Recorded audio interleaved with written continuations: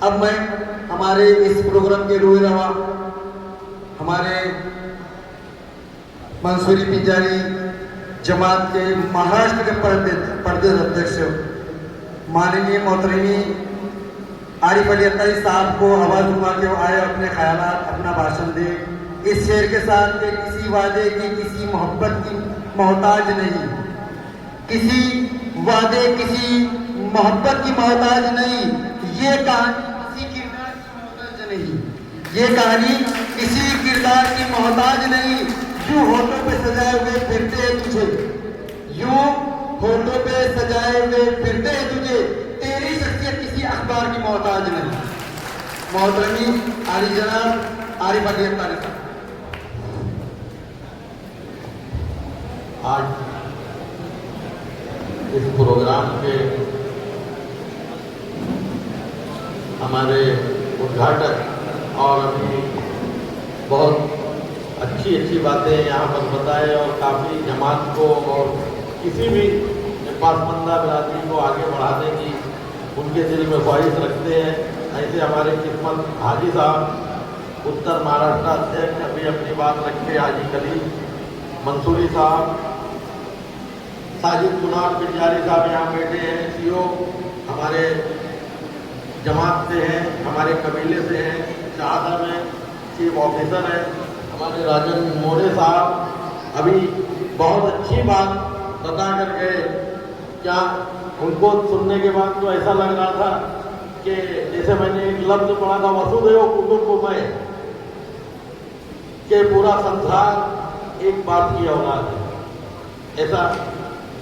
तो आज उसकी बातों में ये चीज देखने को मिली। इसी तरह नासिक जिला के अध्यक्ष हमारे तशरीफ लाए हैं इनुद्दीन मंसूरी साहब, हाजी रोशन मंसूरी साहब, धुले जिला अध्यक्ष सिकंदर नदाफ साहब, हमारे अरशू रमजान पिंजारी साहब सूरत से तशरीफ लाए। और माफ करिएगा किस्मत हाजी साहब का नाम पहले ही लिया था, उन्होंने तो प्रोग्राम को 4 चांद लगाया। और यहाँ बैठे हमारे रिटायर्ड शायद तहसीलदार साहब धुले जिले से फिरोज साहब, और मालेगांव के अभी किए हमारे रोए रवा और शिक्षक मंत्री के काफी करीबी माने जाते हैं हमारे मजीद मंसूरी साहब, और आए हुए नंदुरबार जिले के, धुलिया जिले के, उत्तर महाराष्ट्र के अलग अलग तालुके जिले के सभी जिम्मेदार, सभी अध्यक्ष, सामने बैठे हुए बुजुर्ग दोस्त, पेरेंट्स, इज्जत माप मेरी माँ बहन बेटियां, आज वक्त भी काफी हो चुका है और ये प्रोग्राम, ये कार्यक्रम करियर गाइडेंस का कार्यक्रम है। अल्हम्दुलिल्लाह सबसे बड़ी खुशी की बात, सबसे पहले तो मैं मुबारकबाद दूंगा नंदुरबार जिले में। ये प्रोग्राम मेरे ख्याल से पिछले 5 सालों में मैंने पहली बार जो एजुकेशन को लेकर, तालीम को लेकर इस पैमाने पर यह प्रोग्राम रखा गया। इसलिए यहाँ की मौजूदा जो प्रोग्राम रखी मौजूदा जिला अध्यक्ष आरिफ मासूम पिंजारी और उनकी पूरी टीम को मैं पूरे उत्तर महाराष्ट्र और महाराष्ट्र की टीम की जानिब से आप लोगों को मुबारकबाद देता हूं कि आप लोगों ने इस तरह तालीम को लेकर आज जो आपने सक्रियता दिखाई, जो तालीम को लेकर आपने जागृति दिखाई, ये नंदुरबार जिले में हम अक्सर कई प्रोग्राम में शामिल हुए, शादियों का मिलावा ही देखने को ज्यादा मिला। ये तालीम को लेकर जागृति पहला प्रोग्राम है, इसकी हम मुबारकबाद देते हैं। और इसके साथ साथ यहाँ बैठे हुए जो बच्चे इंतजार में हैं कि आज उनको, जो बच्चों ने, ये टोटल नंदुरबार जिले के बच्चे के अलग और भी जिले उत्तर महाराष्ट्र अध्यक्ष नंदुरबार जिले से और साथ ही साथ उत्तर महाराष्ट्र के भी अलग अलग जिलों के तकरीबन 150 से ज्यादा बच्चों को आज यहाँ पर इनाम मिलने वाला है। उन बच्चों को ट्रॉफी मिलने वाली है। तो जी, और खेतिया के भी लोग हैं यहाँ भी, जो भी नंदुरबार जिले की जमात 13 जमातें जोड़ी गई, उनके सभी जमात के सभी तालुकों से बच्चे लिए गए हैं। तो मैं इन बच्चों को बहुत बहुत मुबारकबाद देता हूं कि आप आज इस लायक बने कि आज हमारे समाज पे, अब आज हमारे मंच पर आप आकर आज ट्रॉफी लेकर जाएंगे, सर्टिफिकेट लेकर जाएंगे। और उसी के साथ साथ में बच्चों के पेरेंट्स को भी जो यहाँ बैठे हैं, मैं इनको भी मुबारकबाद दूंगा कि आज आपको आपके बच्चों की मेहनत ने यहाँ इस माहौल में लाया कि आज पूरे समाज के जिम्मेदारों के सामने आपके बच्चों के साथ आपका भी सत्कार किया जाएगा, आपको भी फोटो लिया जाएगा। और मैं बच्चों को आगे ये बताना चाहूंगा कि आप इसी तरह से पूरे नंदुरबार जिले के सभी बच्चों को जिनको आज जो सिलेक्ट हुए उनको भी, और जिनका नाम ये नहीं आया, मैं उनको भी बोलना चाहूंगा कि आप भी कोशिश करिए। और इंशाअल्लाह ताला महाराष्ट्र के अलग अलग जिलों में भी इस तरह के प्रोग्राम पिछले 10 दिनों में 2 महीने के अंदर 10 जगहों पर यह प्रोग्राम हुआ। और इंशाअल्लाह ताला आपको कहीं ना कहीं सिलेक्ट किया जाएगा। इसके बारे में तो अभी सभी लोगों ने बता दिया, किस्मत हाजी साहब ने बता दिया, मुझे बोलने की जरूरत नहीं कि अगर कोई भी बच्चा हाई एजुकेशन लेने के लिए मंसूरी, पिंजारी, नदाब समाज के साथ साथ में किसी भी जाति का हो, पासबंदा समाज से आता हो या किसी भी धर्म का हो, तो किस्मत हाजी साहब की तरफ से और महाराष्ट्र मंसूरी, पिंजारी, नदाब समाज की तरफ से, उत्तर महाराष्ट्र की जमात की तरफ से उसको हर मुमकिन कोशिश की जाएगी, उसको हर मुमकिन मदद की जाएगी कि हमारे बच्चे किसी भी हाल में आगे जाए। आज अल्हम्दुलिल्लाह इस साल मैं मंच पर बैठे हुए लोगों को भी बता देना चाहता हूं कि नागपुर में प्रोग्राम हुआ, मंसूरी, पिंजारी, नदाब समाज के प्रोग्राम में इस साल 12 MBBS बच्चे सिलेक्ट किए गए। वहां पर 100 के करीब बच्चों को सर्टिफिकेट और ट्रॉफी दी गई नागपुर में। वो 100 बच्चों को दी गई, वो 12वीं SSC और HSC के बच्चे नहीं थे, सब हाई एजुकेशन, डॉक्टर, इंजीनियर, जितने ग्रेजुएट बच्चे थे उनको ट्रॉफी दी गई। तो मंसूरी समाज में 100 से ज्यादा बच्चे एक साल में नागपुर जिले के अंदर ग्रेजुएट हासिल किए और अच्छे अच्छे पदों पर गए। उसके साथ साथ पूरे महाराष्ट्र के सभी जिलों में 10 जिलों में कार्यक्रम हुआ, सोलापुर में कार्यक्रम हुआ, नासिक में हुआ। पूरे महाराष्ट्र के अंदर एक चीज देखने को मिली कि महाराष्ट्र सिविल सेवा, जिसे MPSC कहते हैं सर, जो करने के बाद महाराष्ट्र सिविल सेवा में शामिल होता है, यानी महाराष्ट्र का क्लास 1 ऑफिसर बनता है। ऐसे मंसूरी, पिंजारी, नदाब समाज के पूरे महाराष्ट्र के अंदर 4 से 5 बच्चों का सिलेक्शन हुआ। खुशी की बात यह है कि उत्तर महाराष्ट्र के ही उसमें से 2 बच्चे, मालेगांव से एक हमारी बच्ची है, एक धुलिया से बच्चा है, अबू बकर नदाब सोलापुर से है, एक बच्चा हमारा नागपुर से। तो अल्लाह का शुक्र है कि मंसूरी, पिंजारी, नदाब समाज आज अपने पिछड़ेपन को पीछे ढकेलते हुए, पासबंदगी को दूर करते हुए एजुकेशन की तरफ, तालीम की तरफ आगे बढ़ रहा है। और उसमें अगर आपको कहीं भी रुकावट आती है, किसी भी चीज को लेकर रुकावट आती है, तो आप अपने जिला अध्यक्ष, अपने तालुका अध्यक्ष और अपने जिम्मेदारों से रास्ता कायम करिए। आपकी जमात यहां से लेकर धूलिया तक और धूलिया से लेकर मुंबई, नागपुर तक इतना सक्रिय हो चुकी है, इतना मजबूत हो चुकी है कि इंशाअल्लाह ताला पहाड़ भी आपके बच्चों के तालीम के आगे अगर आएगा तो हम उसको भी ढकेल देंगे, मगर अपने बच्चों के तालीम बिल्कुल कसर नहीं रखेंगे। आप सिर्फ अपने बच्चों को वहां तक ले जाने की कोशिश करिए। इसमें सबसे बड़ी जिम्मेदारी होती है सामने बैठी हुई हमारी माँ बहनों की। बच्चों का ज्यादा वक्त घर में जाता है तो हमारी माँ और बहनें मेरी आवाज जहां तक जाती हो, नहीं तो सोशल मीडिया के जरिए पहुंचाइए कि आप इसके सबसे ज्यादा जिम्मेदार होती है। और आज अगर आपका बच्चा यहाँ से कॉफी हासिल कर ले जा रहा है तो सोचो आपको कितनी खुशी हासिल हो रही है।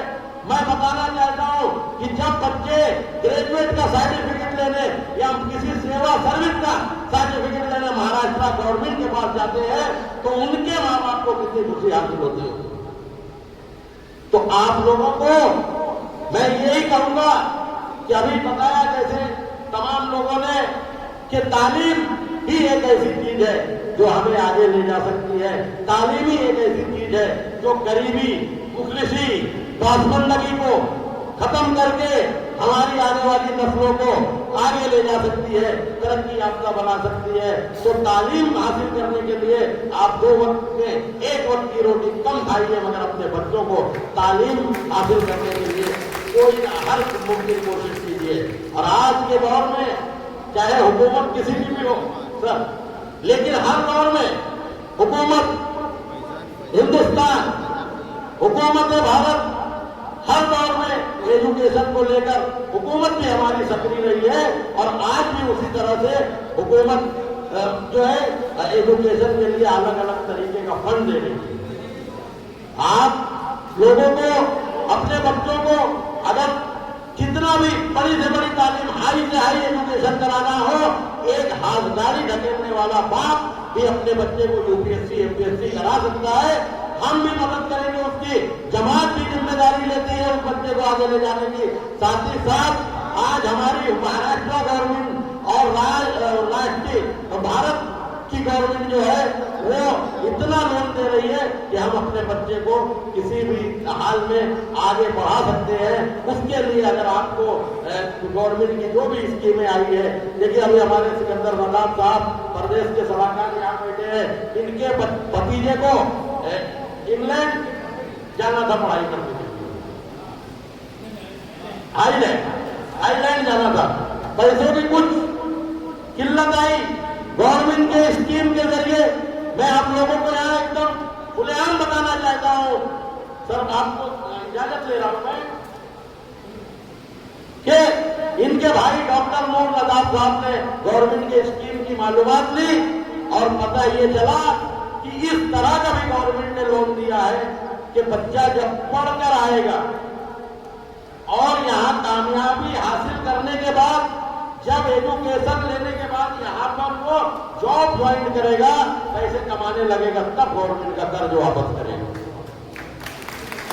तो इस तरह की पूरी जितनी भी सरकारी स्कीमें हैं आपके तालुका से आपके जिला के जिम्मेदारों तक हम लोग पहुंचा दिए हैं और इंशाअल्लाह ताला आप उनसे राब्ता कायम करिए। तीसरी एक अहम चीज मैं आप लोगों को आखिरी चीज बताता चलूं कि दुनिया की तालीम में आप दुनिया में आगे जाएंगे, आखिरत की तालीम भी आप हासिल करिए। आखिरत के बारे में भी अभी हमारे हाजी कलीम साहब ने भी बताया और हमारे किस्मत हाजी साहब ने बताया कि दीन की भी तालीम हमें हासिल करना है, क्योंकि दीन ही हमको अपनी आखिरी मंजिल तक ले जाएगा। उसके साथ साथ आज का जो दौर चल रहा है, इस पर मैं 2 मिनट आप लोगों का लूंगा कि आज बहुत ही बुरे हालात से हिंदुस्तान गुजर रहा है। आज देश की जो हालत है वो बहुत ही बुरे हालात से गुजर रही है।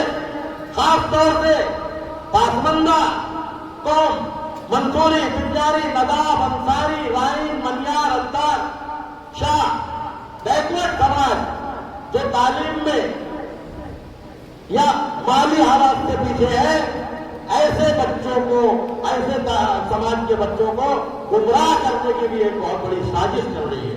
मैं जिस जिले में जा रहा हूं अपने कौम को, अपने कबीले को आगाह कर रहा हूं कि आप लोग होशियार रहिए। कुछ ऐसे लोग समाज में आए हैं जो सिर्फ आपसे मीठी चुपड़ी दीनदारी की बातें करते हैं, हालांकि वो गलत बातें करते हैं और जिहादी लफ्ज देकर हमारी नई नस्लों को गलत रास्ते पर ले जाने की कोशिश कर रहे हैं। हालात बहुत खराब है। हमें ऐसे लोगों से भी अपने बच्चों को दूर रखना होगा। देखिए, सबसे पहले हम भारतीय हैं, हिंदुस्तानी हैं। हम एक भारतवासी होने के नाते हमारा फर्ज है कि सबसे पहले हमें हमारे देश की भी हिफाजत करनी चाहिए। और हम चाहेंगे कि देश हमारा कब हिफाजत हम कर पाएंगे, जब हम अच्छी तालीम लेंगे। लेकिन उसके साथ साथ में मैंने अभी जो आप लोगों को बताया कि ऐसे जो नापाक संगठन जो कौम को इस तरह से गुमराह करके गुमराही के रास्ते पर ले जा रहे हैं, हमें उनसे भी दूर रहना पड़ेगा। और इसके साथ साथ अपने बच्चों को हम उनसे दूर रख तो सकते हैं, उसके साथ साथ अगर हम तालीम देते हैं तो इंशाअल्लाह ताला हमारे बच्चे ऐसे लोगों के करीब नहीं जाएंगे। हमें अपने बच्चों को ये बताना है कि हमारे डॉक्टर एपीजे कलाम बने थे, हमें जो है ना कोई कसाब नहीं बनाना है। तो अपने लोगों को बहुत सारे लोग गुमराह करने की कोशिश करेंगे, उससे भी बचिए। हमें हिंदू, मुस्लिम, सिख, ईसाई सभी को मिलकर इस देश में रहना है। एक देश की एकता और अखंडता को कायम रखना है। बस मैं यही आप लोगों से कहूंगा कि किसी के भी बहकावे में आकर गुमराह होने की जरूरत नहीं है। हम सलामत, हमारा मुल्क सलामत, हमारा प्रदेश सलामत, और इसी मुल्क में रहकर हम तरक्की कर पाएंगे। और जिन मैंने उन परिवार के लोगों को देखा है यहाँ से मुंबई तक, जो ऐसे लोगों के बहकावे में आकर आज पूरा नस्ल, पूरी परिवार उनका बर्बाद हो गया। तो हालात नंदुरबार का पिछले दिनों कुछ इस तरह सुनने में आया था। तो मैं आप लोगों को, अपनी कौम को और तमाम पासमंदा के लोगों को ये बताना चाहता हूं कि हमें अपना एम सिर्फ तालीम बनाना चाहिए। हमें ना नमाज पढ़ने के लिए कोई रोक सकता है, ना हमारे शरीयत पर कोई पाबंदी लगा सकता है हमें। लेकिन उसके साथ साथ दीन के साथ साथ देश के भी कानून की इज्जत करनी चाहिए। और हम जिस मुल्क में रहते हैं उस मुल्क के कानून की इज्जत करना, ये हमारा इस्लामी फर्ज है। मोहम्मद अरबी सल्लल्लाहु अलैहि वसल्लम की हदीस भी है कि ऐ मुसलमानों, तुम जिस मुल्क में रहो उस मुल्क की इब्तिदा करो और उस मुल्क के कानून, उस मुल्क से मोहब्बत करो। बस मैं अपने देश की भी फिक्र रखते हुए पासमंदा, मंसूरी, पिंजारी, नदाब समाज के सभी लोगों से गुजारिश करता हूं कि अपने मुल्क का ख्याल रखो, अमन रखो। बस जय हिंद, जय भारत।